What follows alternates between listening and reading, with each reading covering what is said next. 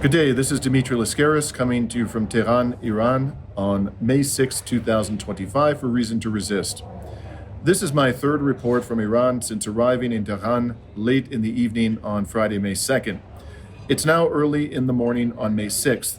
In about an hour, I'll be meeting with a senior official from Iran's nuclear program, and I'll be meeting with him as part of an international delegation. Now, for security reasons, I'm told we will not be permitted to take electronic devices into the meeting with the senior official from the nuclear program, but I'll report to you as best as I can afterwards following the meeting. Now, before I talk to you about what happened yesterday, I wanted to discuss some late-breaking news. On Sunday, a missile fired by Ansar Allah from Yemen landed on the grounds of Ben Gurion Airport in Tel Aviv. The Israeli media reported that 6 people were injured, but none of them seriously. Numerous international airlines responded to the attack by canceling flights to Tel Aviv. Predictably, the war criminal Benjamin Netanyahu immediately threatened retaliation against Yemen and Iran. In issuing the threat, Netanyahu referred to threats that had been leveled by Donald Trump against Iran in March of this year. In Trump's threatening statement back from March, he acknowledged that Iran had very sophisticated weapons and said that if the Ansar Allah movement had continued or would continue to attack Israel, the United States government would hold Iran responsible and inflict upon it dire consequences. Now, it was interesting that Netanyahu decided to refer in his post threatening Yemen to statements that had been made by Donald Trump back in March. Why did he do that? My guess is that the Netanyahu regime, and this has been confirmed by various media reports out of Israel, is very unhappy about the fact that the Trump administration is engaged in negotiations with the government of the Islamic Republic that are ostensibly designed to avoid war. And so he was not so subtly reminding Donald Trump of the threats that he had made in March and suggesting to him that the reason why Israel continued to be subjected to attacks by Ansar Allah was that the Trump administration had not carried out its threats against Iran. Now, the other notable aspect, of course, of this attack on the Ben Gurion airport is that it demonstrates yet again the vulnerability of Israel's air defenses. If Ansar Allah is capable of penetrating them from Yemen, then certainly the aerospace forces of the Islamic Republic are capable of doing so, and to a far greater degree, as has already been demonstrated in the course of Iran's retaliatory attacks on the genocidal entity in 2024. In any event, today, Israel did strike back for the attack on Ben Gurion, but not against Iran. It struck Yemen yet again. Of course, Yemen does not possess the caliber of air defense systems that Iran has, and therefore it's not surprising that the Netanyahu regime decided to focus its ire exclusively upon Yemen. According to Israel's genocidal military, 20 Israeli fighter jets dropped 50 munitions on infrastructure in the Yemeni port of Hodeidah. The infrastructure included, according to the statement from Israel's military, a concrete factory. Israel's military did not say that it struck any ammunition depots or any missile launchers. Therefore, this attack by Israel simply highlights again the abject inability of the U.S. and Israeli militaries to stop the attacks from Yemen. Israel previously claimed that when it last struck Iran in October of last year, it destroyed Iran's primary air defenses and left Iran essentially naked. Those were the words that it used. Well, if that is true, and if Israel blames Iran for the latest attacks by Ansar Allah, then why has Israel refrained since last October from conducting further airstrikes against the Islamic Republic, particularly following the attack on Ben Gurion? One thing we can say with virtual certainty is that Israel's strikes on Yemen today will not stop the attacks from Yemen. The only thing that will stop those attacks is an end to Israel's genocidal rampage against the Palestinian people. But neither Israel nor its Western backers have shown any inclination to stop their live-stream genocide. Now, yesterday, the Sobh Media Festival held its award ceremony for the Palestine section.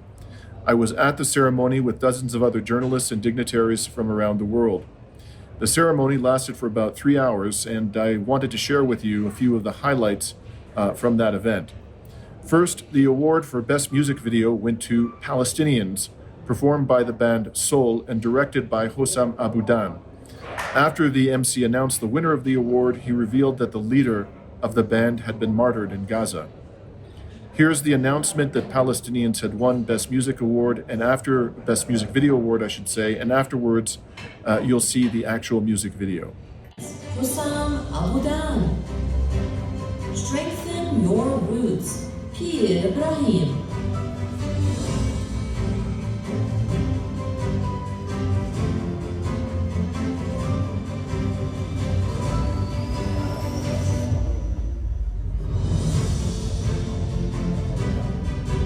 In the Palestine section, Palestine category, the jury awards the music video prize to the group Sobh for the work Palestinians.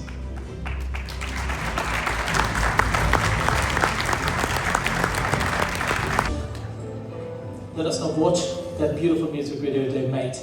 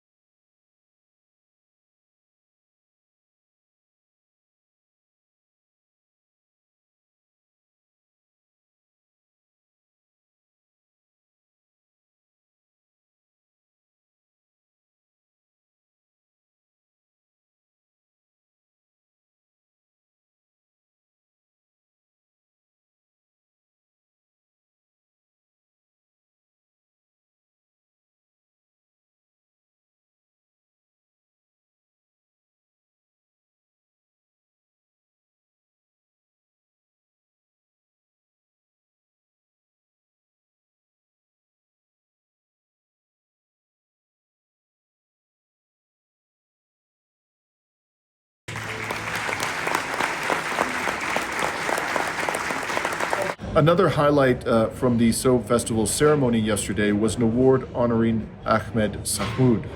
Ahmed is a journalist from Gaza who managed to escape Gaza several months ago, and when he received his award, he was moved to tears for the colleagues he had left behind in Gaza and the colleagues he has lost to Israel's genocide machine. Israel's slaughter of Palestinian journalists has continued since Ahmed Sahmoud left Gaza. Last month, Palestinian journalist Hilmi al-Fakawi was burned to death when Israel's genocidal military bombed a media tent in Gaza. After the Sobh Festival honored Ahmed Sahmoud, it gave awards to several dignitaries who have a long and distinguished record of defending Palestinian human rights. One of them was George Galloway, former member of the British Parliament and now the host of the widely watched mother of all talk shows. Here's what George had to say upon receiving his award.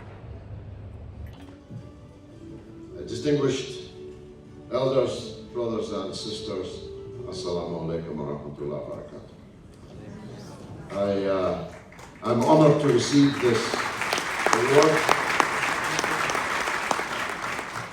You have thanked us, but we would like to thank you, the revolutionary people of Iran, your leadership, your heroes and your martyrs, for their steadfastness in support of the Palestinian people. No country on earth With Yemen coming a close second, no country on earth has done more to help to free the people of Palestine from bondage and suffering and endless sacrifice than the Islamic Republic of Iran.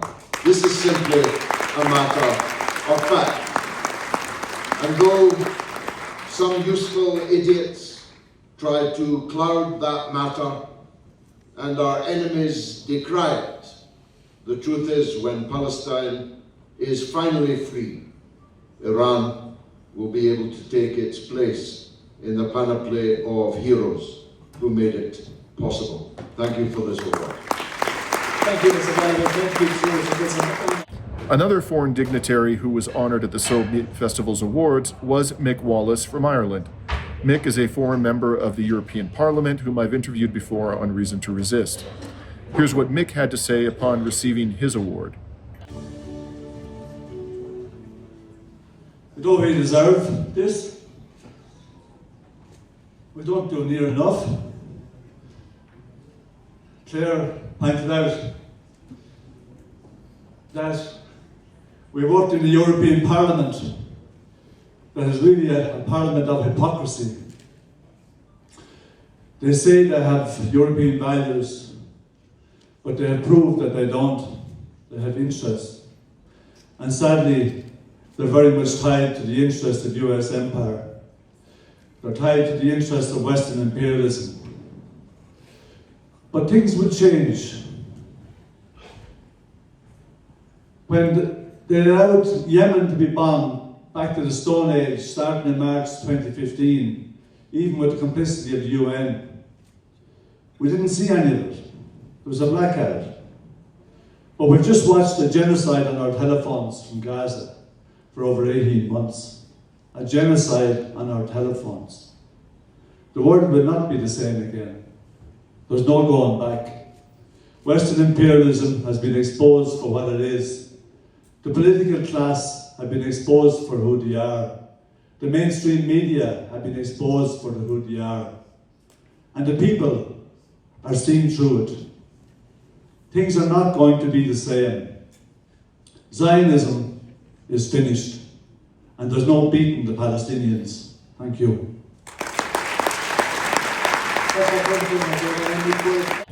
Finally, on Sunday, when I toured the National Aerospace Park of the Islamic Republic, I had the opportunity to interview Professor David Miller from Britain, former member of European Parliament Clare Daly from Ireland, and Professor Glenn Diesen from Norway. Those three interviews were included in my report from the National Aerospace Park, which we published yesterday. But in case you haven't seen that report, and I recommend you have a look at the report if you're interested in learning about Iran's missiles and drone capabilities, I'm including those interviews in this particular report. By way of background, by the way, David Miller, a professor of political sociology, was sacked by the University of Bristol in 2021 for alleged anti-Semitic remarks. He then brought a wrongful dismissal action before Britain's employment tribunal, arguing that he had been discriminated against by the university for his anti-Zionist beliefs. Last year, in a landmark ruling, the employment tribunal agreed with Professor Miller. Apparently, by the way, this was the first time that Britain's employment tribunal had held that anti-Zionism was a protected form of speech in the workplace. Here's my interview of David, and after you see David's interview, you can watch my interviews of Clare Daly and Professor Glenn Diesen. I'm now speaking with Professor David Miller from the United Kingdom. Members of our audience may recall that I had the opportunity to visit the Lebanese border village of Kfar Kila with Professor Miller and Laith Marouf back in February at the time of the funeral of Syed Hassan Nasrallah. My first question to you, well, first of all, is this is your first trip to Iran? Is that correct, or your second? It's your second trip. First trip. It's my second trip. Right. And so, what are your impressions of the country based on the time that you've spent here, and how that compares to the narrative that we hear about Iran in the West? Well, it bears no relationship at all to the narrative. That was an obvious question. I came here first in 2023, and I spent, I think, 5 nights. We travelled around Tehran quite a lot. But the first thing I would mention is that I went to see the Museum of Holy Defence, which is what they call the Iran-Iraq War, which has a huge set of displays about what happened during the Iran-Iraq War and the extent to which Iran came to the precipice of extinction. It was supported, Iraq was supported in its attack on Iran by 87 countries, and they had 4 countries helping them, including North Korea.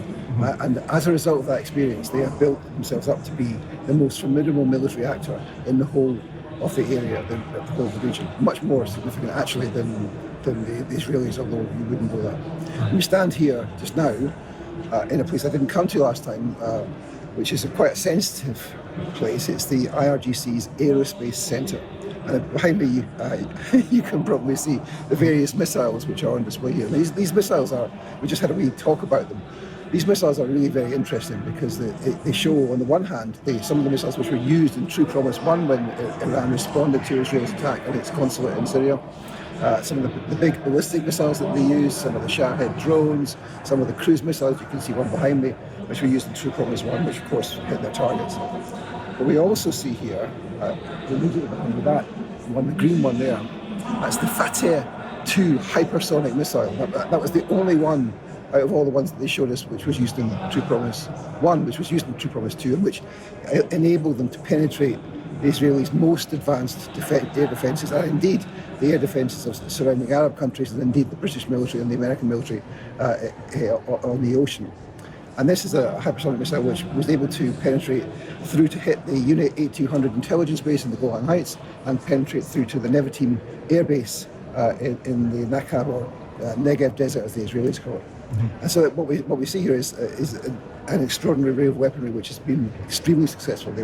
This True Promise 2 almost exactly pinpoint hits on every target that they tried to go for. Mm-hmm. But the most extraordinary thing here is that the weaponry we see here is weaponry which is 4 or 5 years behind the curve of their development of weaponry. And there are even 2 large ballistic missiles here just behind you just now. Mm-hmm. Could you point those out to us? Yes, so the purple one here and the green one at the end. These the one in the middle, which is the True Promise 1, it's a ballistic missile. Right. And the other 2, the green one and the purple one, have never been used by the Iranians. So although this is 4 or 5 years out of date, this weaponry here, which has still never been used, which has a power which is unimaginable given what we've already seen. So that's an interesting thing. I mean, I kind of knew this in the abstract, but when you see it, the thing which strikes me about the hypersonic missiles, though, Fateh 2, for example, is how small they are. Right.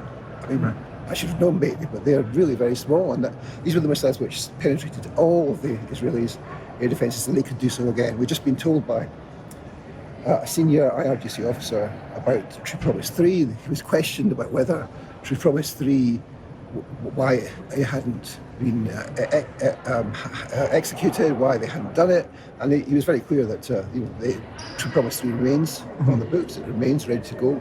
All we need is an order to carry it out, and it will be carried out, and that will be much more significant than True Promise 2 was. So we see a really very significant armoury here, and an indication that the Iranians are serious. Of course, that's in the context of the leadership of the Iranian government, which looks a bit reformist at present, so there's a power balance there too. So this brings me to my other question for you, David, and that is that, we're getting conflicting reports about what the objectives of the Trump administration are in these negotiations. Most of the time we're told it's about enrichment of uranium by the Iranian authorities, but I'm sure you know that in the 2025 intelligence assessment of the U.S. intelligence agencies, they expressed the view that Iran is not, in fact, trying to develop a nuclear weapon. Iran was complying with the JCPOA, which set a fairly strict limit of 3.67% enrichment, and yet Trump pulled out. And then you see other indications that it's about more than this. And one subject that has come up is this impressive ballistic conventional missile capability that Iran possesses now, and also its drone capability. Now, I realize this is difficult for anybody standing on the outside who's not in the negotiations, but do you think, based on everything you've heard and seen from the Trump administration in Israel, that they would be prepared to refrain from waging war on Iran if Iran insisted upon the retention of this missile capability, or do you think they're going to go to the wall on that issue based on what you've seen and heard? I think it's too difficult to call. I mean, as you say, you've outlined some of the differences, different sort of factors that are in here. We've just been at an election where we heard about the response of the Iranians to a threatened attack by Trump back in 2019, I think it was, and Trump threatened to take out IRGC bases, and the IRGC told him what the response would be, and he didn't do it.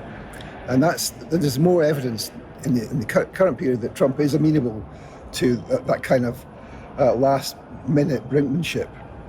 So I'm not putting that beyond the bounds of possibility that some kind of settlement will come out of this.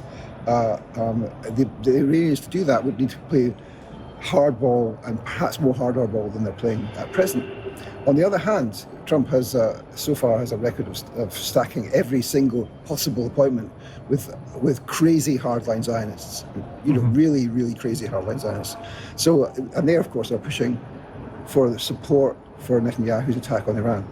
So it's been the case so far, for example, that even one of his officials, a Christian Zionist, who was amenable to rationality on these questions, has been forced out. So there's a sort of force field of pressure there.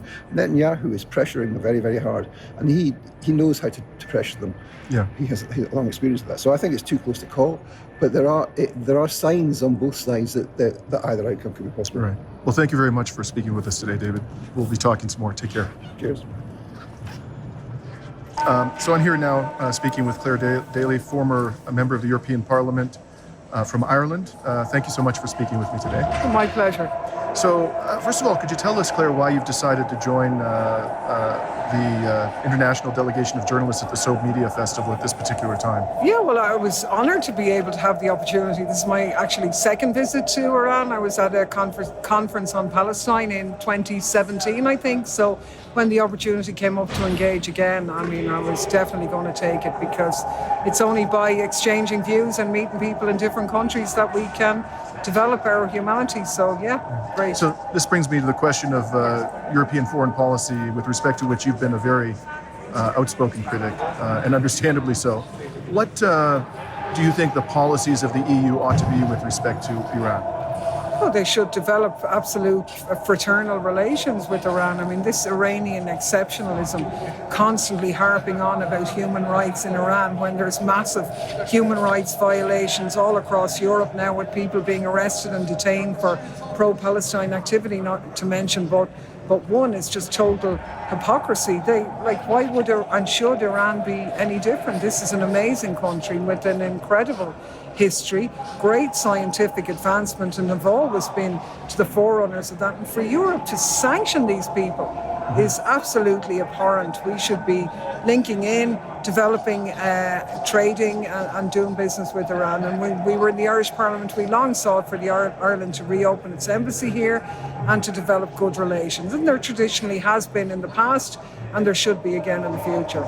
So that brings me precisely to the question of Irish government foreign policy. You know, it's well known to people in the Palestinian solidarity community that the people of Ireland are great friends of the Palestinians.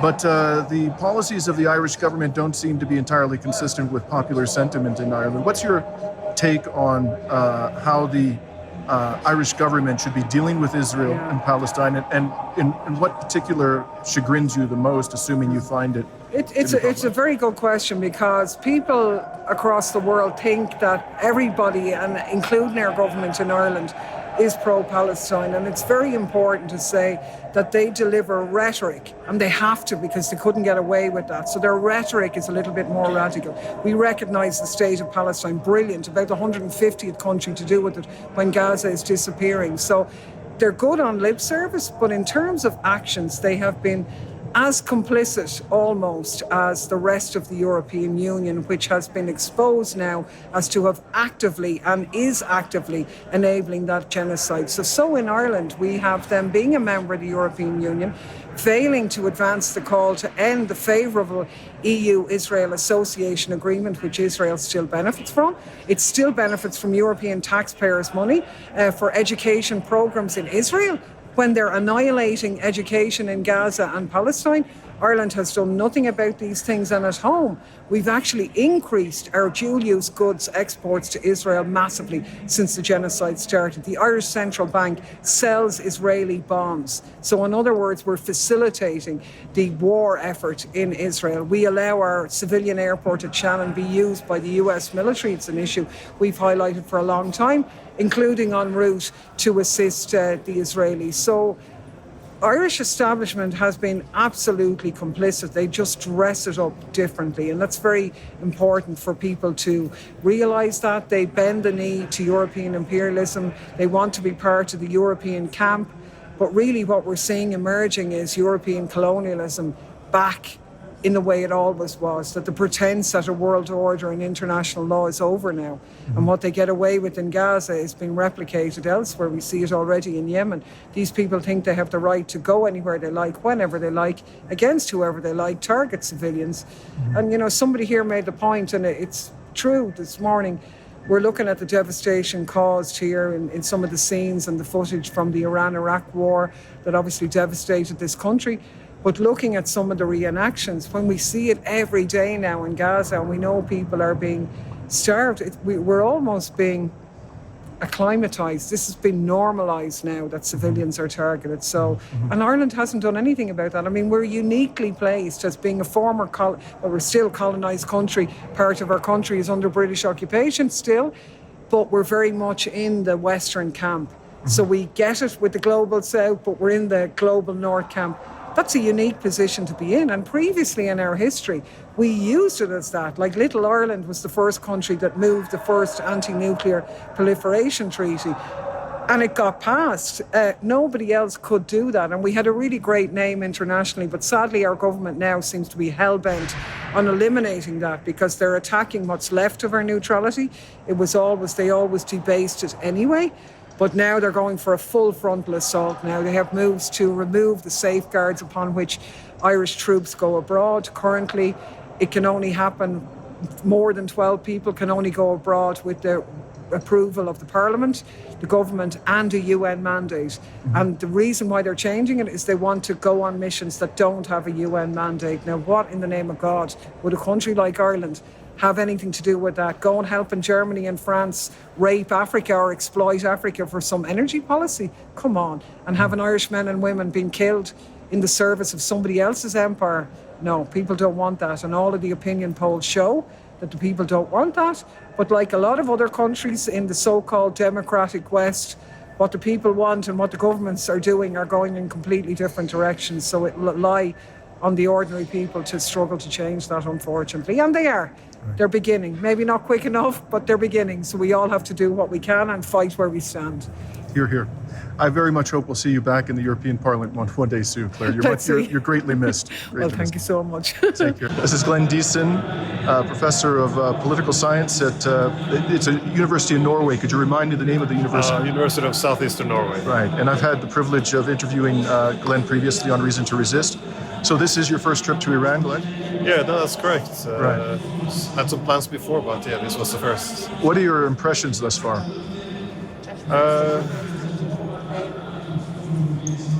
Yeah, that's a great question. Well, it's interesting. It's